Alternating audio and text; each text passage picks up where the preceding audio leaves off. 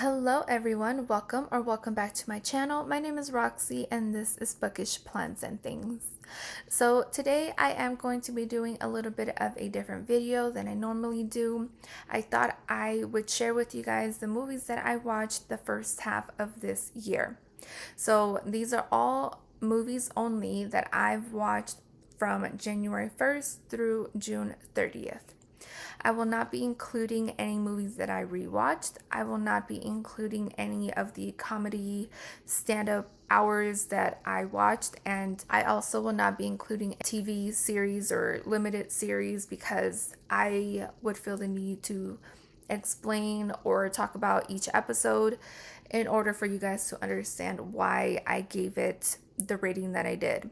And I think that would be a little too time consuming, and this video is already going to be pretty long, or longer than my normal videos, I would say. So before we get started, I kind of wanted to talk a little bit about why I chose the rankings that I did. They are pretty self-explanatory. They're very simple terms, but it does cover, I think, like a broad explanation, right? So starting from the bottom, caution. So all this means is that while I may not have enjoyed it or liked it at all, that doesn't mean that you won't.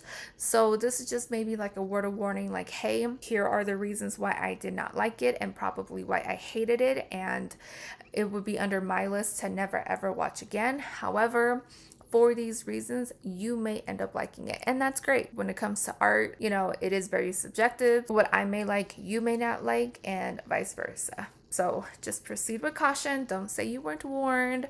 But yeah, that is why I named it caution. Then the one above that, flawed. This doesn't mean that I didn't like it. It just means that there were so many things that were wrong with it, or that I couldn't maybe get past, that it is now a movie that I will not be watching, or probably cannot recommend. It will be under one of those movies where I'm like, hey, this is what I watched, this was what's wrong with it. I don't know if it's something where I can genuinely recommend, but there you go. But again, it's not necessarily a terrible thing. Sometimes a bad movie is good, right? You know what I mean? Like, it's so bad that it's actually good. So that is why I named it flawed. Then we have rewatch, which is a movie that is rewatchable. This is something that my husband asks me all the time when I'm rating things. He's like, okay, but is it a movie you can rewatch? And I think that's a little hard to really answer, because there are so many great movies that are great the first time around, but it's just really hard to rewatch. Maybe because of the length of it, or maybe because of the topic, but that doesn't take away from how good it was, right? The first movie that comes to mind is Hereditary.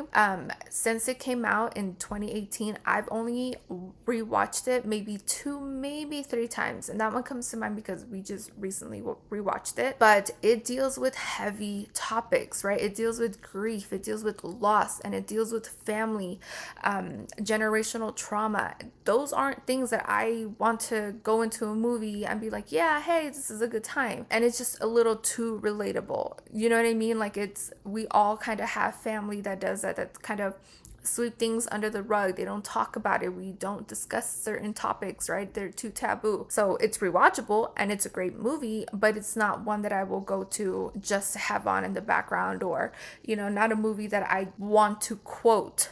Do you know what I mean? But it's such a great movie and it left such a huge impact on me. It's one of my all-time favorite movies, one of my all-time horror movies. Then the next one we have is Loved. Again, pretty self-explanatory, right? This is a movie that I absolutely adored. It either made me cry or it made me laugh, or you'll find me quoting things from it.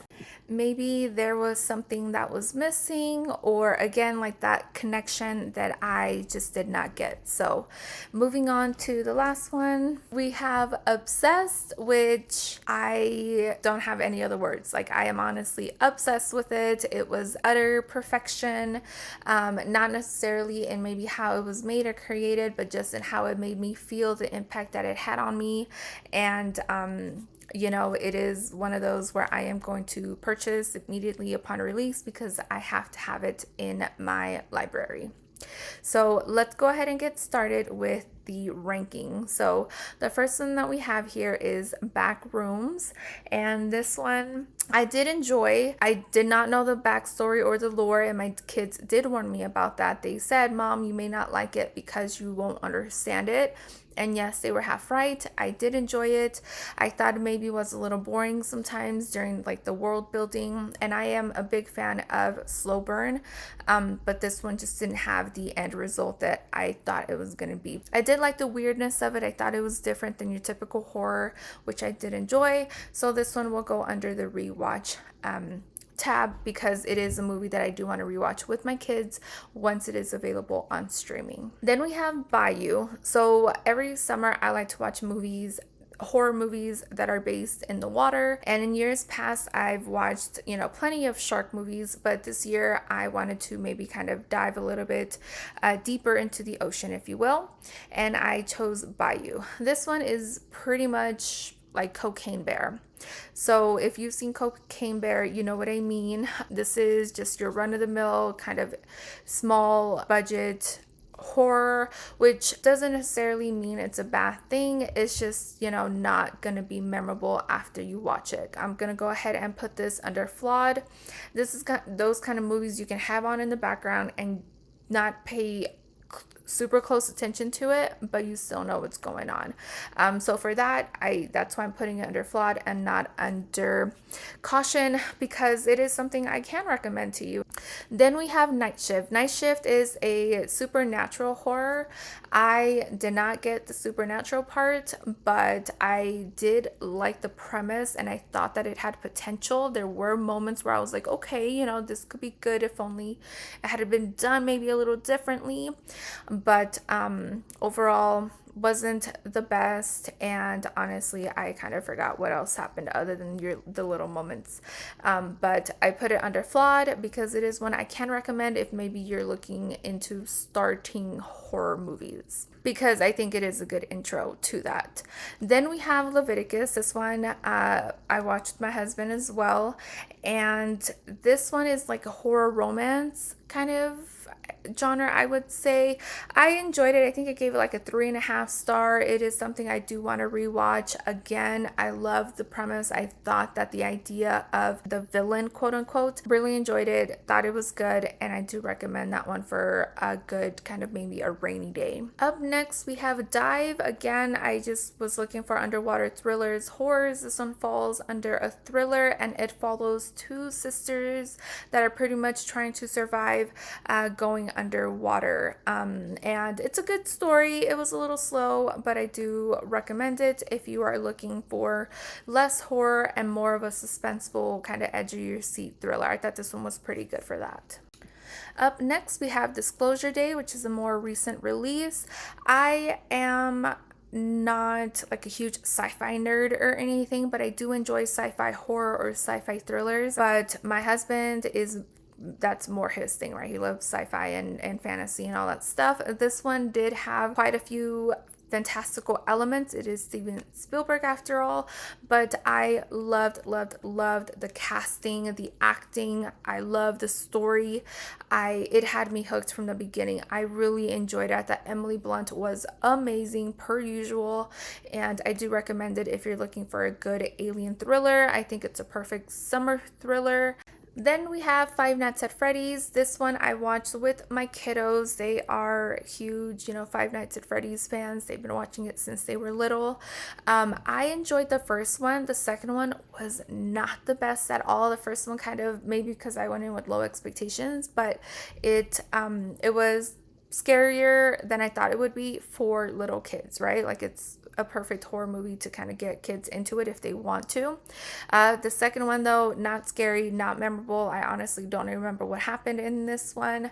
I just know that I did not enjoy, like, I came out like, why did I waste my time on this one? So be kind of wary going into this one. It is perfect for little kids though, but my kids being older now, since the first one came out, we did not enjoy it.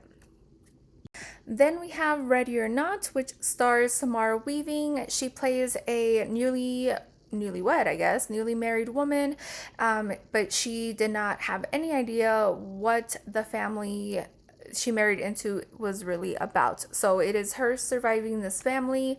I really enjoyed it. It is like a very fun slasher, very entertaining, good to watch on a good spring, maybe even summer day. But it's really good. Maybe it's more horror comedy because it's not like serious horror, but it is pretty bloody. But it's a fun, quick ride. I think anybody who's a fan of hack and slash type of horror would enjoy this one.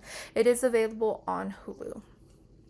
Sorry, I don't think I've mentioned any other streaming services, so I will put it on, like as a caption there. Then we have Undertone, which I really, really loved. Anytime a horror movie takes out one of your five senses, it is an automatic like 3 or 4 to me. So Undertone, I don't think it doesn't take away senses, but it enhances your hearing. I love it. It's creepy, it's eerie, and one that I want to rewatch with my kids sometime soon, maybe this Halloween season. Then up next, we have Home. This one stars Pete Davidson. This one takes place in I believe I don't know if it's a retirement home, but it's an elderly home. We go through this journey with Pete Davidson, this possible home or mental institution. I'm not sure, but it is not all that it's cracked up to be. So he has to figure out exactly what's going on, and I thought Pete Davidson did pretty good, although it was cheesy. I put it under flawed because of that, but the ending honestly makes up for the beginning. So be on the lookout for that. It does have gore at the end, but I thought it was all fun and good for a rainy day. I think if you're looking to kind of spend a couple hours forgetting the real world, this one would be fun on a cold, rainy day. Then we have Romeo and Michelle's high school reunion. If you're looking for nostalgic vibes, very 90s, this is it. It's colorful, it's fun, it's bright comedy, and very fitting for its time. I absolutely loved it. I thought this was a great companion to all the 90s teen movies. So I do recommend this one if you are in the mood for just a good fun time. Then we have The Running Man. This one is with Glenn Powell, and it is an adaptation of Stephen King's book. I'm not sure if this one was a novella or a full-length novel. I did enjoy the premise. I thought it was okay action-wise. Glenn Powell is amazing at what he does, but I don't know, something about it just wasn't it for me. The dystopian part of it, the dystopian thrillery aspect to it, I really did like, right? Nobody wants surveillance, and they kind of took it to a whole new level. But something about it, I was just like, I don't know if I'll rewatch it again, so that's why I put it under flawed. But I do recommend it. It's just probably not rewatchable for me. My husband and I love a good folk horror movie, and this is what The Damned brought. This one is very atmospheric, so if you're looking for something dark and gloomy and cold, this one would be it. But the ending just did not live up to its hype. We love slow burn, the tension, the isolation we really enjoyed, and my husband is more fan of the time period. I'm not, but still I would watch it if it's a folk horror. But the end result did not leave us satisfied. I think it kind of killed it for us, if anything, because it was fine up until that point, and that's why I put it under flawed. We won't be rewatching anytime soon, and it's unfortunate that it ended the way that it did. Then we have a romance. This one's actually called Office Romance. It stars J-Lo, or Jennifer Lopez, and Brett Goldstein, who's become like a quick favorite of ours ever since Ted Lasso, and J-Lo has been one of my favorites since Selena. Brett Goldstein talked about it. He wanted kind of like a throwback to 2000s horror or romance comedy, and we got that. I just didn't like it. There was just no connection. I didn't think there was any connection between me and the characters, first of all, but I did not feel the connection between Brett and J-Lo's characters, which is very unfortunate because I do love me a good romantic comedy. I wanted, very much what I used to watch back in the day, cuteness and sweetness and a little bit of cringiness, but still amazing. The romance was not there, and the side characters weren't the best. So if you're looking again for another hour and a half of just kind of some swooning, some yearning, some fun and funny moments. I do recommend that one. Up next, we watched both Creep movies that are available on Netflix, and I believe they have since come out with like a TV series of it, which we have to catch up on. But I enjoyed the second one more than I did the first one. This is like a found footage type of horror, a little bit of a slow burn too. It's not like action packed and it's not filled with gore, although it does have both those elements. But if you're into found footage, which we definitely are, it's one of our favorite horror tropes, I do recommend both of them. The first one, again, we're figuring out who this character is, what he's about, and all of that. But the second one, now that we know what he's into, we get more of a fast paced kind of found footage movie. So that's why I enjoyed the second one more than the first one. I thought the second one was a lot creepier, or he was a lot creepier. The first one, the movie and the atmosphere is creepy, but the second one, he comes out a little bit more of a psycho. So that's why I kind of put the first one below the second one. Then we have more of a suspenseful movie, Hollow Road. This one's also on Hulu. I was looking for more of a thriller, and this one did deliver. The parents, though, like, I was just so frustrated with them and some of the things they were talking about. Like this one, they have to go rescue their daughter. They wanted to go and fight about other things that were not important. And I'm like, I don't know if this is supposed to add to like the edge of my seat kind of thing, because I'm just getting mad. But it is a good little suspense movie, a quick movie. I do recommend it. Then we have probably the movie of the year as of right now, which is Obsession. This one I gave a 4-star. I believe I gave it a 4.5 the first time I watched it. While this movie is definitely one where it sparks up a whole bunch of conversations, right? About consent and about being yourself, or about liking the idea of a person instead of the actual person. Like, so many things, so many conversations and topics have been brought up thanks to this movie. And the first time around, it did give me such an ick feeling at the end of it. Like, holy crap, not only is this real, it can happen, it does happen. And I think that was the purpose of it, right? It's supposed to give you that icky feeling in your stomach, like, this is not normal. This is not okay for him to have acted this way. This is not at all how a relationship works. The second time I watched it, however, it kind of lacked for me. And if I'm rewatching a movie and you don't give me the same feelings I felt in the beginning, then of course it's gonna lower the bar for me, right? Because now it's like, okay, even though I know what to expect, I want that same feeling. Like, I didn't get that the second time around, but still a solid movie, and definitely one that should be talked about. Glad that it opened up that conversation, because those things continue to happen, and the conversations need to continue to happen. Up next, we have Mortal Kombat. I am a huge Mortal Kombat fan. The first Mortal Kombat that came out, a couple years ago now? That was not it. I was so disappointed in that one. The fighting scenes did not live up to the standards. However, this one, you can tell, was definitely a nod to the Mortal Kombat fans, and I truly appreciate that, and I'm very happy with what the characters were able to bring to life.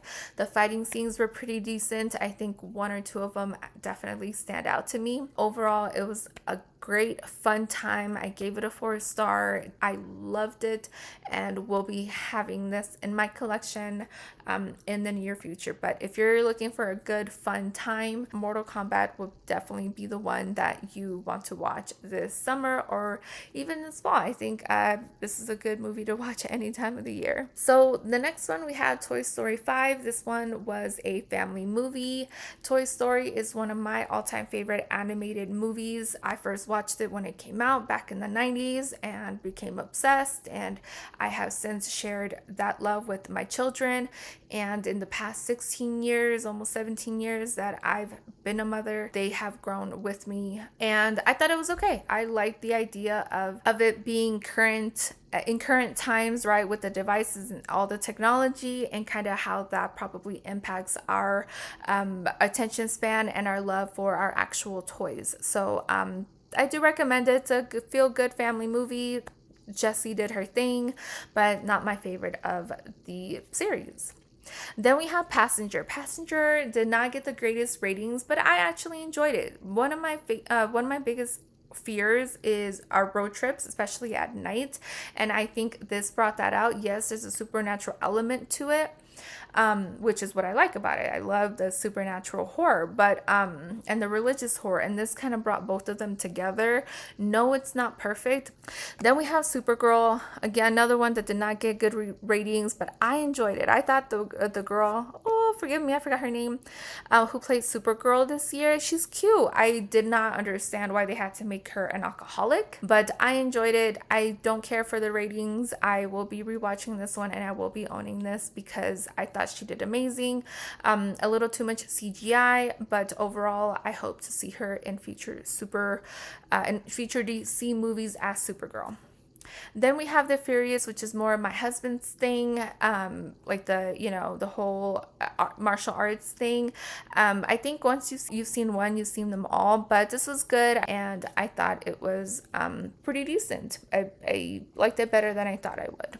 Then we have They Will Kill You. This one's a pretty quick, fun little hack and slash survival kind of thing. A woman's looking for her sister, and she kind of has to fight her way out, but maybe there is something else going on where in this house where she's going to save her kid or her sister, and they're fighting for survival. So I recommend it. It's not like the best movie, but it is something that I can rewatch and just kind of have on in the background, and you're looking for a bloody good time. Then we have Is This Thing On? So this movie is labeled as like a comedy drama or drama comedy, and I feel like I am gravitating towards those lately, although you will see here that I am a big fat liar because I don't have many of those here at the first half of the year, but I promise you that those are the kind of movies that I am looking for more of as I get older.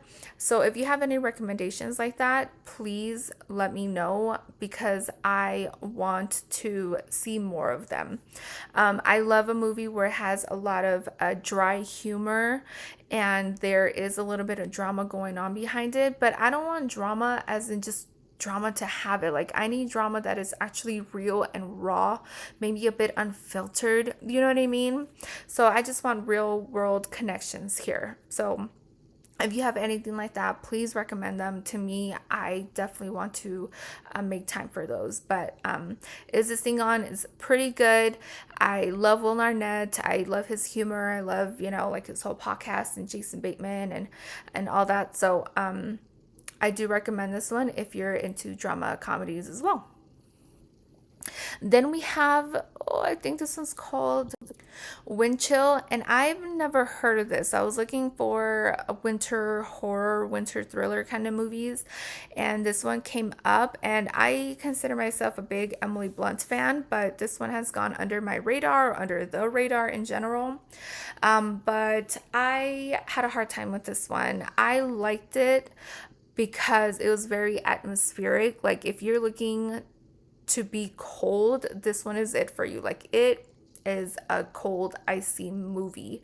It is in the snow and you can feel that they're cold. So on a good winter night, this one is great. But the storyline, I kind of forgot. I know there's some supernatural elements to it, but not anything memorable. But worth a watch if you're looking for something atmospheric.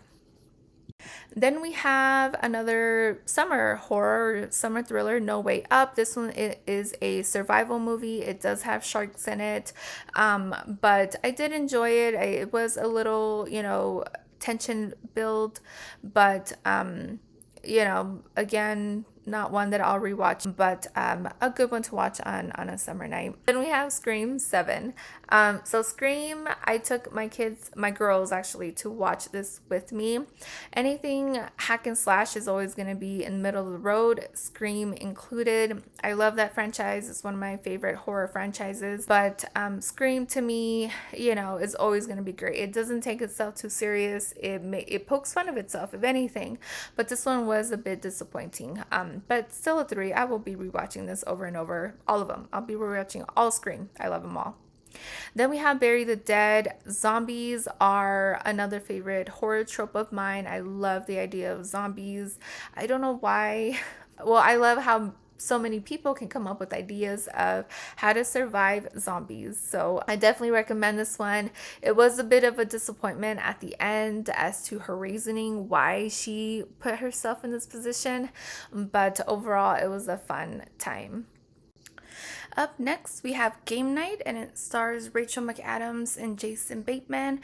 And this one has been around for quite some time. For some reason, I just never got around to it. I finally did, and I'm glad I did. I thought it was a really fun movie, lots of laughs, really great actors. The cast was all amazing. If you're looking for just a good silly time, this one is definitely the one you want to watch. Then we have Project Hail Mary with Ryan Gosling. I thought it was a really good movie. I had not read the book beforehand, although I am planning on still listening to the audiobook, but it gave me the feels. I thought it was really sweet. My husband really, really loved it, so I do recommend it for actually all ages. Then we have 28 Years Later, Bone Temple, I believe it's called. This one was one of the first movies we watched this year, and it was a great start for horror, I think. Everyone was amazing in it. I really liked being back in that world, and I'm glad we're paying homage to the original. I believe they're making another, I think it's like the third one to this, so I can't wait for it to come out. Up next, we have Mike and Nick and Alice, I believe is what it's called.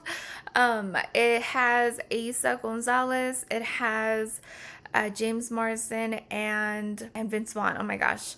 So this is like an action comedy. I really enjoyed it. There is like a quick little conversation where it mentions Gilmore Girls, which I thought was really funny and random, but overall pretty awesome. Then we have Rental Families starring Brendan Fraser. I really enjoyed this one. I thought this was a really sweet movie with an interesting premise.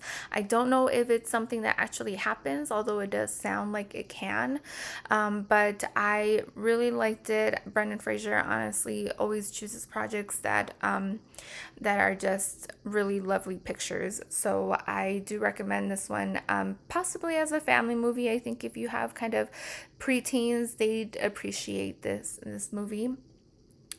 Up next, we have Strangers Chapter 2, and this is a movie that I hate watched. I knew going in what to expect, kind of, after watching the first one and not enjoying it. I did not like it at all, and so I went into this hoping it would be better, but kind of expecting it not to be. I will be watching the third one. Also hate watching it, but I have to get through this series. There was no reason for this to be remade, but here we are, and I'm gonna watch it, and then I'm gonna watch the original, The Strangers with Liv Tyler, and experience what a great thriller horror is supposed to feel like.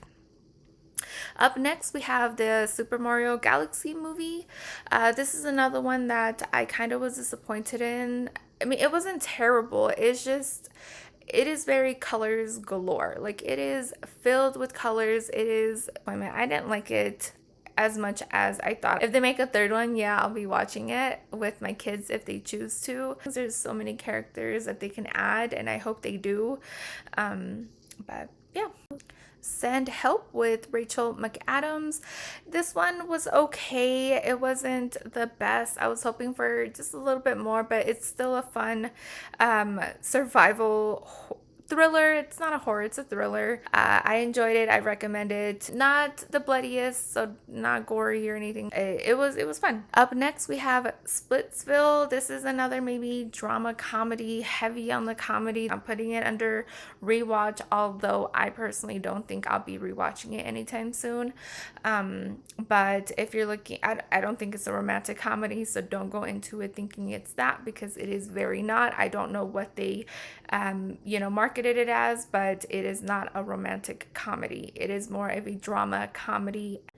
Then we have Goat, which is I think it was created by Stephen Curry, but it was another family movie night. Boys loved it more than my girls, especially my youngest. He has been rewatching this one like crazy. I thought it was cute. It has a really positive message. No matter how others may perceive you to look like or how to be, it is always best to kind of show them that you are more than what their perception of you is. So, highly recommended for kids of all ages, but also adults. Then we have Psycho Killer, and this one stars the actress from Barbarian, which is one of our favorite horror movies. I'm sorry, I'm forgetting her name at the moment, but she was great in this movie. And honestly, the first half was actually pretty good with the whole culty thing, but then it kind of died at the second half. I was hoping for more of the culty things, but we didn't get that. We just got something like where they rushed it in the end. But so no, I don't recommend it. I put it under flawed only because I enjoyed the first half, but I don't think I can recommend this one. Then we have A Dark Song. This one is another religious horror. It's actually pretty decent. It's one of those slow burn ones, but overall it was really good. It's about a woman who wants to kind of go back and relive some of her memories and kind of seeing the dangers that can happen when you invite things in. And, you know, that's kind of your typical supernatural horror, and I enjoyed it. Then we have Hokum. This was one of my most anticipated releases for this year, and it did not disappoint. Adam Scott did amazing at playing an a-hole and, you know, kind of dealing with grief and then going back to where his parents I think spent an anniversary. It brought the folk horror, it brought the supernatural horror, and I recommend it. It is a bit slow paced, but overall it is a great movie. I highly recommend this one. Up next, we have Wuthering Heights. Wuthering Heights, I did not know much about. It did get marketed as a romance, and then after doing a little bit of reading and research, turns out it is not a romance. I thought both Margot Robbie and Jacob Elordi, I believe his name is, did really well. If it were named differently, I think I would have enjoyed it a little bit more. Don't recommend it, but if you're looking for a romance with some yearning and some swooning and some good looking people, maybe this one is for you. Then we have Eternity with Elizabeth Olsen, Miles Teller, and I forgot who I think Callum Turner is the other actor. Really great movie. I thought it was sweet. I like the premise. I think they all did amazing, and I do recommend it if you're looking for a romance, light on the comedy, although it is, you know, some humor in it, but overall it's a really sweet movie, and I'm glad that it ended the way it did. Really glad. I was worried for a second. Then we have Shelby Oaks. This is actually a horror movie that was created by a YouTuber that my husband watches, or he's like a movie critic. Don't know if it's his official title is a critic, but I enjoyed it. It was decent. It is rewatchable. Supernatural horror, a little slow. Did not go the way I thought it was gonna go, but it was still an interesting movie, and I'm glad that I watched it. I think he put a lot of thought and heart into it, so I appreciate that as a horror fan. Then we have Hoppers. My youngest son and I went to go watch that one. I enjoyed it. He didn't like it as much, but I feel as though if people are wanting a movie that's original and not a remake or a sequel, this is the one to watch. I thought it was really cute, you know, the premise of pretending to be something else in order to save, you know, a habitat. So I thought it was really well made. Disney did really good with this one. And then we have Fight or Flight. If you've seen Bullet Train, this is pretty much the same exact thing except on an airplane. It's about a guy who's being hunted, and he has to fight all these people. But it was pretty decent, pretty good action, maybe action comedy with some thriller aspects.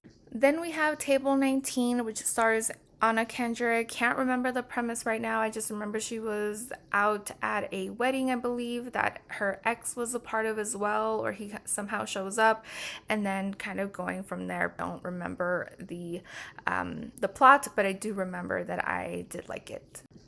Then we have Stranger Things season 5. I wasn't going to add this one because technically this is a part of, a limited series or a TV show, but they make this into its own movie, so I had to add it. But this is more of a biased review. I'm not going to be critical about it because I enjoy Stranger Things. I've been watching it since it came out, and I've been a loyal fan, even though it took years and years longer than it should have to complete it. But I like it. I like the kids. I thought they all did amazing. I thought it was pretty emotional there at the end, saying goodbye. A really good way, I think, to end that series. And then last and definitely the least, this is A Woman in Cabin 10 starring Keira Knightley. This was a big disappointment. I did read this book a few years ago. I do remember enjoying it. I think I was in a different mindset back then when I originally read it. I was in the mood for something like that. This one did not deliver. But yes, those are all the movies that I watched from the beginning of January through June.